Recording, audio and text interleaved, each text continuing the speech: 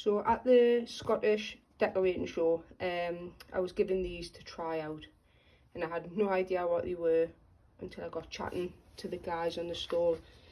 These are for spotlights.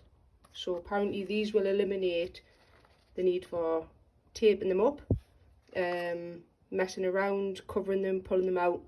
So I haven't actually used these yet, and I was thinking about testing them out on this bathroom ceiling. But what put me off when I was talking to the guys on the stall is one of them said, when I asked about the rim and if it would be noticeable when you take it away, will it leave that area like quite visible where you haven't been able to paint because of that?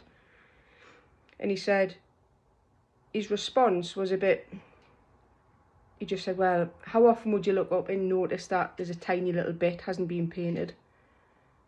Or how often would a ceiling be changed from white to any other colour? And I said, well, quite often on both things that you've mentioned, because depending on the paint you've used, the lighting in the room, it could show that little ring that it's left. Also, colour drenching now is quite popular, so relying on these is a big thing compared to taping them or slightly dropping them out a bit.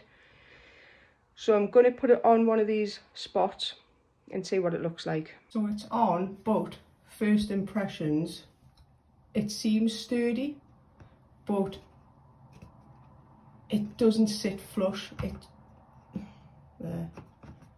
It doesn't actually sit flush to the light, so it could be if the ceiling is slightly beveled, or the light itself isn't sitting in properly. So it means this is overlapping the join, so I'm not going to get a true cover over the light. So just out of curiosity as well, before putting any paint near it, I thought I'd make a little pencil mark, so when I remove it I can see exactly just how big of a gap there would be left around the spotlight. So I'm glad I tested that out actually, because that is quite a distance left around the spotlight that won't be painted. So could you even touch it up first around the light and then put that in place? But to me that's a waste of time. Also, when you touch the light up, you'd have to let it dry to put that around. This might pull any paint away from that area. Also, I haven't even used this blue one, and I've already seen that because it's quite thin and a bit flimsy, it's already cracked on this edge.